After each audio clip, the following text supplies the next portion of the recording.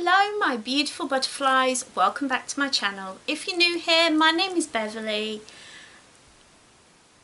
What do I say? Hello my beautiful butterflies, welcome back to my channel. If you're new here, my name is Beverley and it is lovely to see you today. In this video we're talking about how to start out in your witchcraft journey. So grab that cup of tea, let's get to it.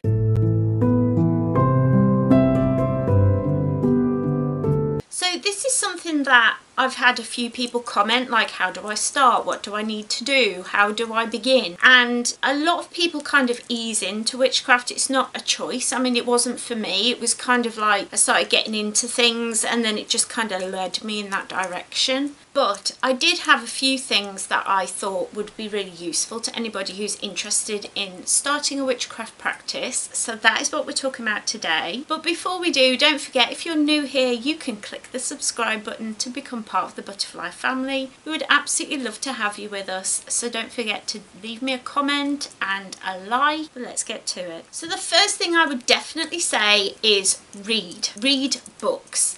Any book you can get your hands on. I know for me, to begin with, I bought a lot of like spell books. I bought a lot of books about self-care and witchcraft and how to look after myself better as part of my witchcraft practice. That's something that's really important to me. I've got a couple of books here that I definitely recommend. One is Cast a Spell, Understanding the Power of Magic by Carl McColman. Before You Cast a Spell is such a good book, all about the things that you should be doing before you even think about actually casting your first spell. Really good book. And also Year of the Witch. This is by Temperance Alden, and this is just about connecting to the seasons, connecting to the earth around you, and why that's important in witchcraft. There are also great books called Pagan Portals. They are brilliant. I will leave links down below to my personal reviews on both of these books, because once a month I do book reviews here on the channel. So if you're interested in those things, they'll be linked down below. But yeah, reading lots of books is my first initial thing. Before you even start, before you even think about it, before you even pick up a bottle of herbs or light a candle, read lots of books. And I think there is a little bit of snidiness towards people who read a lot. I think it's something that has been, it was quite an old-fashioned way of thinking now, probably in like the 1980s, that you're an armchair witch if all you do is read and you don't actually cast spells. But I am of the belief that you are best to have knowledge and know how to look after yourself, how to protect your space, how to protect yourself, and how to do spells properly before you start blundering and hexing people and doing all this spell work that you might see on TikTok or whatever. It's better to start knowing things and knowing things better. The next thing I would say is research. And research is a big part of witchcraft and something that can come into reading. I mean, obviously you can be looking up, but reading blogs, watching YouTube videos, all this sort of thing, it can all come into it. A few things that I would definitely say is the history of witchcraft, especially in your area. History of witchcraft and the way witches were persecuted and treated in the past will help you to understand a little bit better how people are viewing us and seeing us, and how to break down those stigmas and break down those walls that are built into us by society. Also protection, knowing how to protect yourself and protect your home is one of the most important things. I think it's something that if you do nothing but protection magic, you're good. I think too often I've heard of people doing things and not protecting their home properly and ending up with all sorts of crazy stuff going on. A lot of people who are witches that I see here on YouTube and on TikTok will talk about having ghosts in their house and poltergeist activity and stuff, and I'm like, girl, it's because you haven't done your protections. And if you are a practicing witch and you've got a poltergeist causing crazy mischief, you should know how to get rid of it. By the by, protection is really, really important. Also, divination, so knowing how to use pendulums, runes, Ouija boards, tarot, whatever it is that you're interested in or you feel drawn to, get a book on it. Look up people who do readings here on YouTube. I love watching people do readings here with the things that I'm learning. So tarot or tea leaf reading, that sort of thing, are the sort of readings that I watch. Not to get a reading for myself, because if I want to do a reading I'll do it myself, but more to see how they do it, see how they read cards and the tea leaves and see how they're doing it. It's a really good tip. So not only divination as in reading about it, but also watching other witches doing it on social media. And the last thing is moon work, how to practice with the moon, how to use things like moon water, etc. They're the basics and the foundations of witchcraft. These basics will help you as you build up your practice. The next thing is kind of, I've already said, but it's to watch other witches here on YouTube, on TikTok. Find people who are doing the sort of work that you want to be doing. So for me, it's people who do a lot of tea leaf and herb magic, and people who work with plants, and people who are very based in nature and the balancing of nature are the people that I watch. You might love watching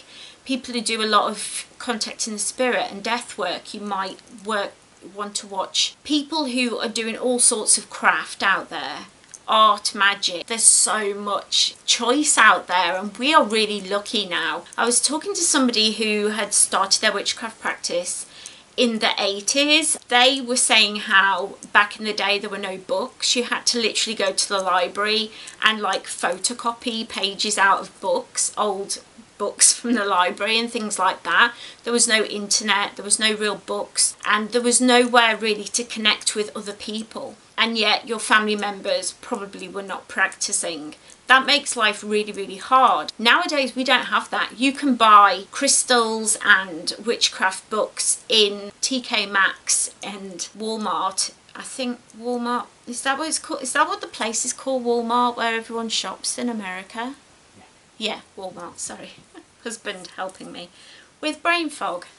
He's the real MVP. So watching other witches doing the sort of thing that you want to do will help you learn how they set up their spells, how they set up their altars, how they work. Not so you can copy them, although you may find yourself copying them at first, but it will help you start to build those foundations of knowledge. And that's definitely how I started. I literally just watched witches all the time here, and I follow a lot of witches and I still watch a lot of witches. I get inspired by them a lot, but they help me to understand how to practice a little bit better, how to find things, resources that are going to help me learn and grow. So that is a really great tip. The next thing is that you don't need fancy items. The second that you post anything witchcraft on your social media, suddenly you'll have 5 million shops try and add you. Trust me, it will happen. Just as a warning. And they're all trying to sell you these really expensive statues and really expensive witchcraft items. You don't need them. You can thrift everything you need, and even then you don't actually need any physical items because you are the magic. You just funnel them through into the items. Just to say that as beginners we tend to think we need to buy.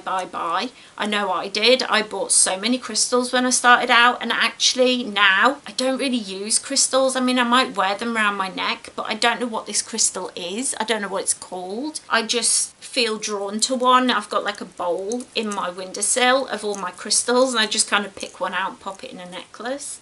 I don't really work with them, and as you're starting out you may find that you'll buy things that you don't need, and an easier way of doing that is to thrift things. That way you're getting things for a fraction of a price, but you're still getting to try them out, and then if you don't use them you can cleanse them and take them back to the charity shop. And the last thing is to find your own path. Don't let anybody else tell you how to be. Chaos witchcraft is a thing, and it's something that I feel very drawn to, and I'm trying to learn a bit more about now, because there are all these rules that people pluck from the air the minute you start. Like, you can't blow candles out, you can't buy tarot cards for yourself, you can't do this, you can't do that, you must do this, you must do the other. But when you really look at it, we're all human beings. We're all from different cultures, different countries, different places. We have different backgrounds, different religious beliefs. different everything. And so what works for you is not going to necessarily work for me. And it's so important to realise that you are the magic, and whatever instinctively feels good to you, as long as you've got those foundations of research behind you, have at it. Do whatever feels good. You'll find so many witches out there doing incredible things that I go, oh, I would never do that. And yet when I watch them and I hear why they do it, I'm like, oh, of course, it makes total sense now you say that. This is how we learn and grow. And you'll find that what works for you now might not work for you in 5 years' time. Who knows? Yes, you need foundations, but you can knock those foundations down once you understand why those foundations are in place. You can change around that foundation. You can do what makes sense to you once you've got those foundations in place. And if you research these things and you read these books and you know why people do certain things because you're watching witches from all over the place doing all different things, you're going to really start to be able to form your own path. I really hope that this helps you if you are starting out in your witchcraft practice. I have a whole playlist of every video I've made about spirituality and witchcraft here on the channel, so I'll link to that at the end and down below, because then you can see how I got to where I am today. I have old videos where I'm unboxing crystals and talking about how much I love working with crystals. Maybe I'm a crystal witch and now I don't use them, but it's important to see each step of that journey brings you to where you should be. So go your own way, as Fleetwood Mac once said. I really hope that you enjoyed this video. If you did, don't forget to leave it a cheeky little like down below so I know that you enjoyed it and I can bring more like it to the channel in future. While you're down there, drop me a comment. Let me know any of your great tips and tricks for beginner witches. If there's anything that you've discovered on your path, anything that you think, yeah, definitely you should read this book or look at this video or follow this YouTuber. Take care, everyone. Don't forget. Oh no. And last, but certainly not least, if you like my content and you like my face, don't forget to head down below, click that subscribe button, ring that little bell so you always know when I upload. I'm usually here Mondays and Fridays, my health permitting. I always do my very best to be here with you every week, twice a week. I hope you have a wonderful, wonderful week. Let me know all your tips and tricks and I'll see you in the next video. Bye.